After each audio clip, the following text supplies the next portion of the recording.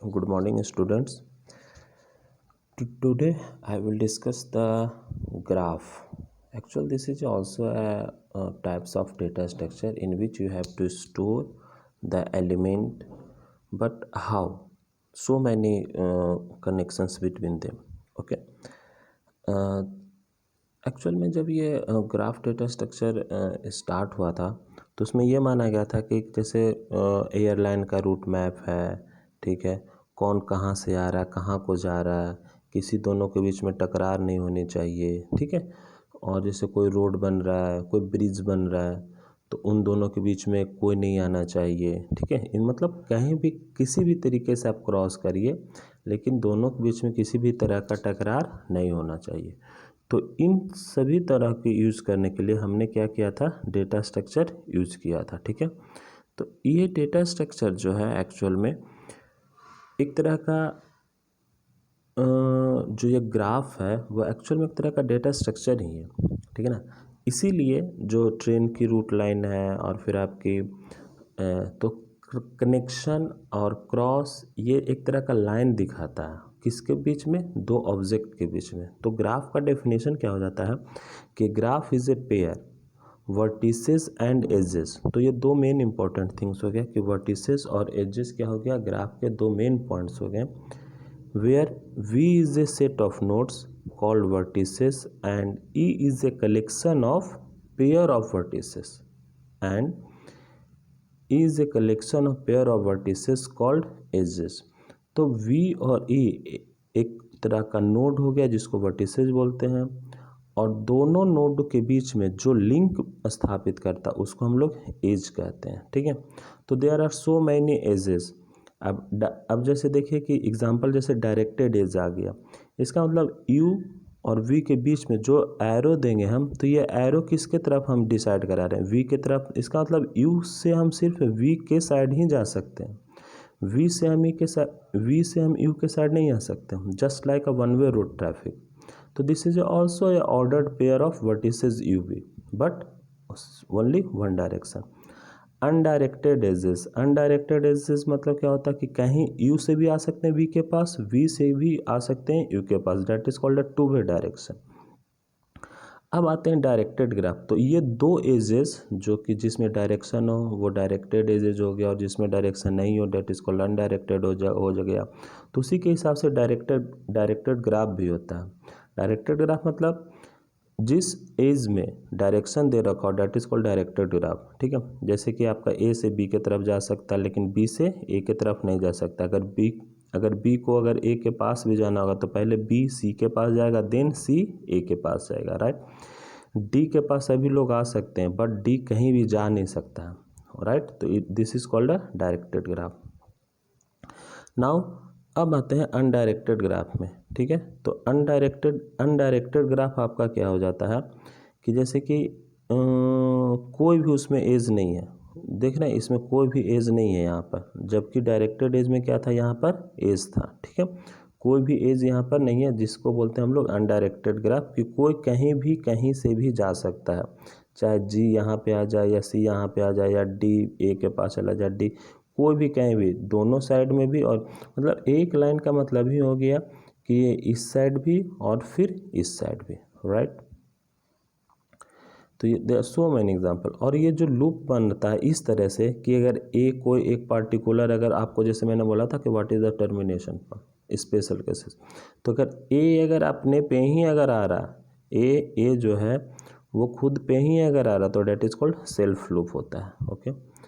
ये parallel edges हो गया कि सपोज करिए ए बी के पास आ सकता है, बी ए के पास आ जा सकता है, इस लाइन से भी और इस लाइन से भी। तो दो लाइन जब सेम ही पेयर ऑफ वर्टिसेस पे वर्क कर रहा हो तो that is called the parallel edges, that is called parallel edges. तो अब निकलता है कि इसके डिग्रीज क्या हो गए। There are so many definitions for this now. तो क्या बोलता, the degree of a vertex, degree of a vertex is the number of edges incident on it. क्या बोल रहा है, the degree of a vertex is the number of edges incident on it. तो इस vertex की degree क्या होगी, क्या बोल रहा है, number of edges incident on. तो कितने गिर रहे हैं, एक दो, तो that is called 2। Now a subgraph is a subset of graphs that form a graph. Subgraph क्या हो गया? जाहिर सी बात है, जिस तरह से आप कोई भी एलिमेंट रहता था उसमें से कुछ एलिमेंट निकाल लेते तो वो सब एलिमेंट बन जाता था, इसी तरह से ग्राफ में भी कुछ ग्राफ को अगर उसमें से निकाल लेंगे तो that is called subgraph बन जाता। Now a path in a graph is a sequence of adjacent vertices. Simple path is a path with no repeated vertices. Simple path क्या हो जाता है? जिसमें कोई भी वर्टिसेस रिपीटेड नहीं हो रहा हो, ठीक है। जैसे ये देखिए, एक भी वर्टिसेस रिपीटेड नहीं है, ठीक है।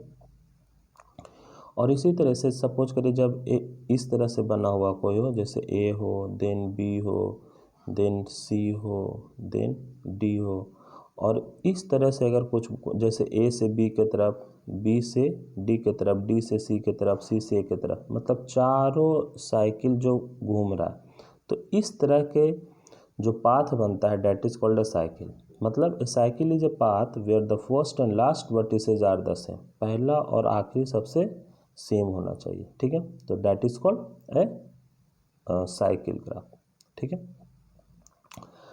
अब जैसे ग्राफ है, तो ग्राफ में कहने का मतलब ही है कि कोई भी वर्टेक्स होगा वो किसी न किसी दूसरे वर्टेक्स से अटैच होगा ही होगा। अगर उस तरह से अगर नहीं होता है अटैच, एक भी वर्टेक्स अगर किसी भी दूसरे वर्टेक्स से अटैच नहीं होता तो that is called disconnected graph, ठीक है।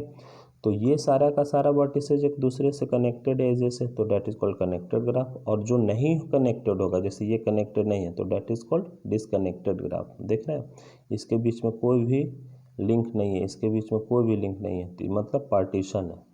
तो ये कौन सा हो गया आपका? Disconnected graph. इसी तरह से बोलता है डायरेक्टेड साइक्लिक ग्राफ। कहने का मतलब क्या हो गया कि जिसमें साइकिल नहीं हो। देख रहे हैं, एरो तो बना हुआ है लेकिन कोई साइकिल नहीं है कि हाँ ए से बी पे गए, बी से सी पे गए, ऐसा कुछ नहीं है। बी कहीं भी नहीं जा सकता, डी कहीं भी नहीं जा सकता, तो ए से बी, बी से सी पे भी कहीं नहीं देख सकते, तो this is a not a cycle.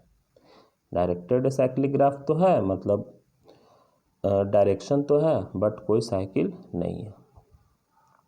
अब इसी तरह से आता है कि वेटेड। अब जैसे कि ए से बी के आने में, जैसे आप लोग कहीं जाते हो ना कि अलवर से दिल्ली जाने में कितना समय लगा, तो सपोज करो ए वर्टिसेज पे अगर अलवर है, बी पे सपोज करो दिल्ली है, तो जाने में सपोज करो कितना लगा? 150 किलोमीटर लगा। तो ये 150 किलोमीटर इस एज की क्या हो गई? कॉस्ट हो गई। कॉस्ट मतलब कुछ एक क्वांटिटी ये रिप्रेजेंट करेगा, ठीक है ना। तो this is called a cost, okay. तो अब जैसे यहाँ पर देखो ये ग्राफ है, इस ग्राफ में देखिए ए से सी जाने में कितना कॉस्ट लग रहा है? 7। सी से बी जाने में कितना कॉस्ट लग रहा है? 8। सी से ई आने में कितना कॉस्ट लग रहा है? 7। तो जब ग्राफ में अगर कोई क्वांटिटी अगर रिप्रेजेंट कर देते हैं तो that is called cost of that edges. Now अब अगर इस तरह का ग्राफ आपको मिल जाए कि जितने भी ग्राफ में नोड होंगे वहाँ पर किसी भी एक नोड से हम सारे नोड के पास जा सकते हैं। जैसे ए पे हैं सपोज करो, तो हम ए से बी पे भी, ए से सी पे भी, ए से डी पे भी। सी पे हैं तो बी पे भी, ए पे भी, डी पे भी। बी पे हैं तो ए पे भी, डी पे भी, सी पे भी। डी पे हैं तो ए पे भी, बी पे भी, सी पे भी। तो इस तरह के ग्राफ को क्या बोलते हैं अपन लोग? डायरेक्ट कंप्लीट ग्राफ, ठीक है। तो अब जब से कंप्लीट ग्राफ हो गया तो नंबर ऑफ एजेस कितने हो जाएंगे इसमें? देख रहे हो, 1 2 3 4 5 6, ये 6 एजेस तो बन गए, और हर में ये डबल वर्क करेगा, तो ध्यान से देखिएगा, ओके। अब आता जैसे ये सब क्या है? एक्चुअल में ये नेटवर्क है, ठीक है, नेटवर्किंग है। जैसे आप लोग जब कंप्यूटर नेटवर्क पढ़ोगे तो जो ये कंप्लीट ग्राफ है, इसी कंप्लीट ग्राफ को हम अपन लोग बोलते हैं मेश टोपोलॉजी। मेश टोपोलॉजी, इसमें जब कनेक्शन होता है तो यहाँ से ग्राफ ही है, धीरे धीरे आपका कंप्यूटर नेटवर्क की तरफ मूव कर जाएगा, राइट, ओके। तो अब जैसे अगर मैं बात करूं कि किस तरह से इसमें रिप्रेजेंट करेंगे, तो ग्राफ्स कुछ एजेस जो होते हैं, जैसे जो वी लॉग वी होता है, जैसे कभी पूरा का पूरा अपन लेंगे और फिर उसका आधा लेंगे, जैसे एजेस में तो आधा ही लेते हैं, ठीक है। तो इस तरह के बोलते हैं स्पार्स ग्राफ, ठीक है।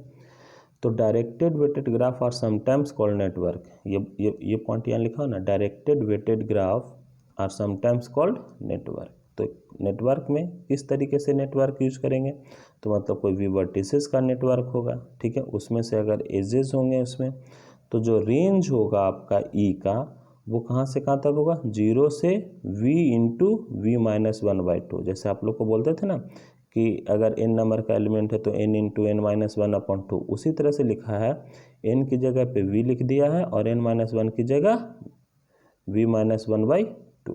तो अगर इस तरह से अगर दिया हुआ हो तो नंबर ऑफ कनेक्शन आपका इतना बनता और उसका रेंज इतना ही रहता।